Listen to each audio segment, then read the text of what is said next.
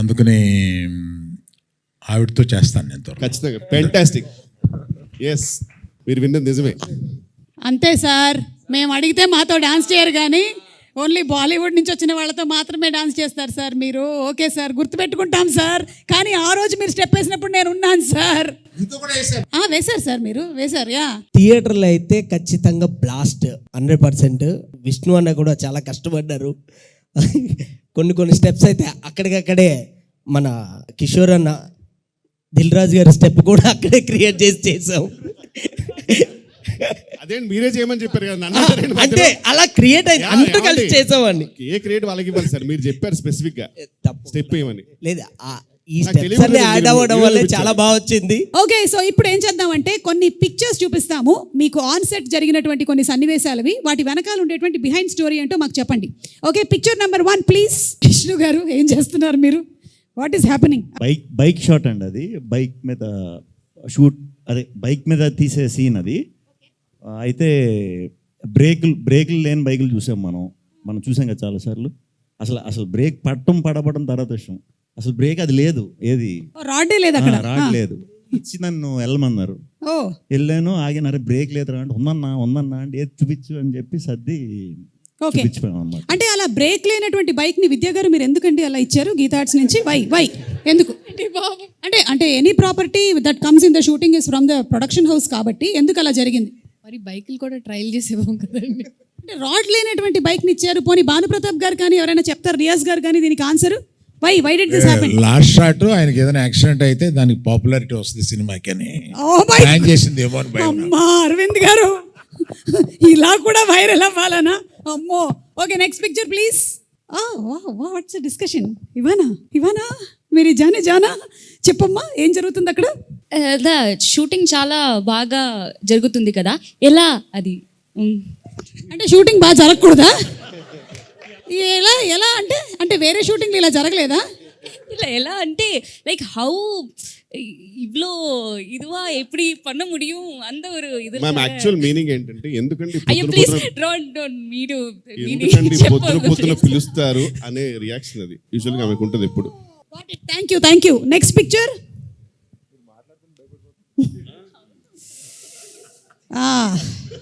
క్యా హై? What is happening? Ketika చెప్తుందా, కార్తిక్ గారు చెప్తారా? కార్తిక్ గారు ఆయన యాక్ట్ చేయబోతున్నాడు, ఆవిడ డైరెక్షన్ చేయబోతుంది ఉంది తప్ప అది. ఎగ్జాక్ట్లీ, ఆయన డైరెక్ట్ చేస్తున్నట్టు ఏ కోసం నాకు కనిపించట్లేదే. What's happening? Think I was telling sir that yeah, she was feeling lot of people were disturbing her acting, that's why she was complaining. But sir, actually your look is very disturbing. నిద్ర లేకుండా చేసే look లా ఉంది అది. You want to say something, Ketika? I think I was showing sir a very lovely lighting where you know, he could probably lovely lighting అంటే ఇప్పుడు వేలరాజు గారికి పెట్టారా మీరు? No, like a lovely lighting for our BTSs. Okay, for BTS కోసం lighting. అక్కడ ఏ లైటింగో, మరి నిజమైన lighting జరుగుతుందో తెలియట్లేదు నాకు. Anyway, next picture. Chandramohan garu, very grand welcome to you. Please రండి. సరదాగా జరుగుతున్నటువంటి ఈ కార్యక్రమం ఇవాళ ప్రీ రిలీజ్ ఈవెంట్, స్టేజ్ అలాంటిది ఏమీ లేదు, రండి please accommodate yourself. Shri Vishnu garu, నాకు ఎందుకో ఇందాక పిక్చర్ ఏదైతే వచ్చిందో దానికి ఫాలో అప్ పిక్చర్ లా ఉంది ఇది. కళ్ళలోకి చూసి చెప్పండి, సీన్ బాగా చేస్తుందని చెప్పా. భయపడద్దు, అలా కిందకి చూడొద్దు, కళ్ళల్లో స్ట్రైట్గా చూసి చెప్పండి, అప్పుడు బాగా చేస్తుంది అని చెప్పి పంపామన్నమాట. అది ఫస్ట్ రోజు అనమాట, అందుకు కొంచెం కన్ఫ్యూజ్ అయినట్టున్నారు ఆయన. First day shoot, first day కొంచెం రివైండ్ చేయాల్సి ఉంటుందండి. మీరు అందరూ సింగిల్ ఎలా ఉంది లైఫ్ అది అని అడిగారు కదా, మ్యాక్సిమం సింగిల్గా ఉన్నప్పుడు లైఫ్ ఎంజాయ్ చేశానని నాతో చెప్పారు ఆయన. ఎవరు? చంద్రమోహన్ రెడ్డి గారు. ఆయన ఎప్పుడు వచ్చామని కాదన్నయ్య, మైక్ పెట్టావా లేదా? లేట్గా వచ్చినా లేటెస్ట్గా వచ్చాడు. మేము మైక్ పెట్టేస్తాం సార్. బాగా సింగిల్ లైఫ్ని మీరే ఎంజాయ్ చేశారని అల్లు అరవింద్ గారు అంటున్నారు, ఇది నిజమేనా? ఆయన చెప్పేస్తారు కదా, చెప్పానండి.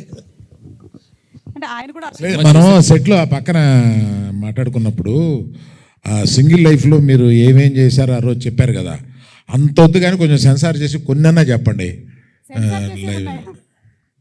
ఆ లెవెల్లో చెప్పండి నాకు ఆ రోజు. నేను సింగిల్ లైఫ్లో ఏం చేశానండి? ఎస్, చదువుకున్నానండి. అంటే పుస్తకాల్ని చదువుకున్నారా లేకపోతే చదువుకున్నానండి. ఆ తర్వాత అమ్మగారు నాన్నగారు చెప్పిన మాట విన్నాను. ఇంతకు మించి ఏం చేస్తామండి సింగిల్గా. బా నిజంగానండి. అంటే టెలికాస్ట్ అవ్వడానికి వీలుగా మీరు చెప్పినటువంటి మాటలకి చాలా సంతోషంగా ఉంది. Thank you. 18 ఏళ్ళు చక్కగా పెళ్ళి హ్యాపీగా 2 పిల్లలతో ఉన్నానండి. అవును, దానికి ముందు సంగతి మేము చెప్తాం. దానికి ముందు బలవరే చేసిన సంఘటనలు చెప్తే 18 ఏళ్ళు అలా కొట్టుబడేస్తారు. 18 ఏళ్ల తర్వాత ఆవిడ మాత్రం ఏం చేస్తారు చెప్పండి. ఆవిడ కూడా అడ్జస్ట్ అవుతారండి. అవునా? ఏమండి ఆయన చెప్తున్నారండి. సినిమా జరిగేటప్పుడు ఆయన చెప్తారు, ఇప్పుడు ఆయన చెప్తున్నారు. మీరు ఇన్ని దాచిపెడుతున్నారంటే అక్కడ చాలా కథ ఉందని మాకు అయ్యో అర్థమైపోయింది. లేదండి, ఫస్ట్ 2 చెప్పాను చూడండి, అవేనండి. అంతే, అమ్మా నాన్న మాట విన్నారు, బుద్ధిగా చదువుకున్నారు. Very good, nice. Okay, next picture please. Vidya garu ఏంటి ఇక్కడ కూడా ఫ్యాన్ అవసరం అని అడుగుతున్నారు మీరు? వై ఎందుకు? Why we are providing, no why I wanting the fan, why ఎందుకు? అంటే నా ఫ్యాన్ అండి, నా ఇంట్లో తెచ్చుకున్నాను అని చెప్పాను అంతే. మీ ఫ్యాన్స్ ని మీరు ఎప్పుడు మీతోనే ఉంచుకుంటారా? నాకున్నది ఒకటే ఫ్యాను, అదే ఫ్యాన్. ఓకే, చెప్పండి. Yes, actually we were talking Rahul గురించి మాట్లాడుకుంటా ఉన్నాం.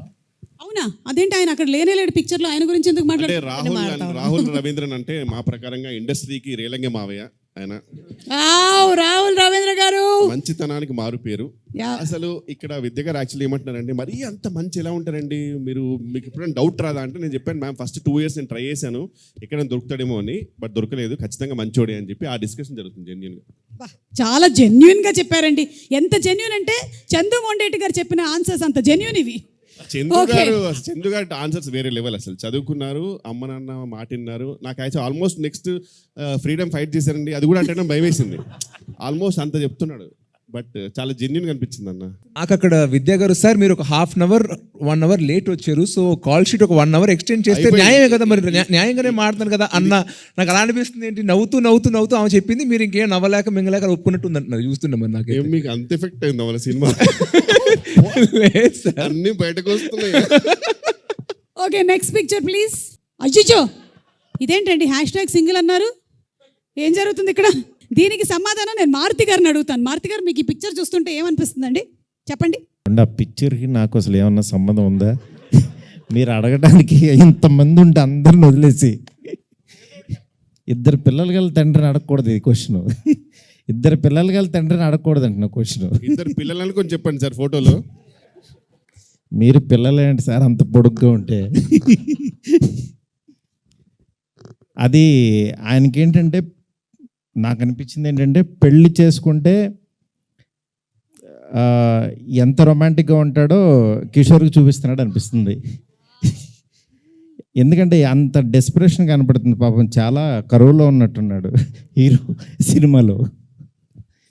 సినిమాలోనే, బయట కాదు. అంకుల్ మీరు ఏదో టార్గెట్ పెట్టారు ఒక్కొక్కరికి. ఆయన ఏంటంటే ఆయన మ్యారీడే కదా, అందుకని కాదు అని. అంతే కదండి విష్ణు గారు? ఆయన అసలు బయట చాలా సైలెంట్గా ఉంటారు.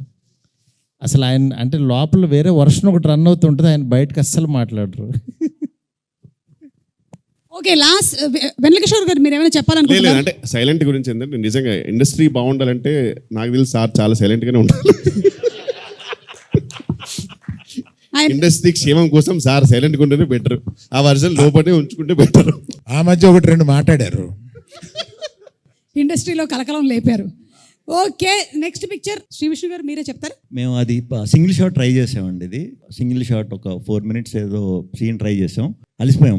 మంచి టాప్ ఫ్లోర్, అది పెంట్ హౌస్లో, మంచి ఎండ, చిన్న రూమ్, బ్యాచిలర్ రూమ్ అంటే చిన్నది ఉంటుంది కదా. సో మొత్తం టీం అంతా కూడా లోపలే ఉండేసరికి ప్లేస్ లేకుండా చెమటలు పట్టేసి ఇది పట్టేసి ఆ సీన్ చూసుకుంటున్నాం మేము. అప్పుడు చాలా బాగా వచ్చిందని ఆ రోజు అందరం వెరీ వెరీ హ్యాపీగా ఫీల్ అయ్యాం. అదే రోజు అందరం కూడా ఇంత బాగా వచ్చినందుకు సింగిల్ టేక్లో చేసిందని పార్టీ కూడా చేసుకున్నాం. మంచిగా ఎండ్ అయిన సీన్ అది. కాకపోతే సినిమా మొత్తంలో రీషూట్ చేయమని అరవింద్ గారు చెప్పింది ఈ ఒక సీన్కే.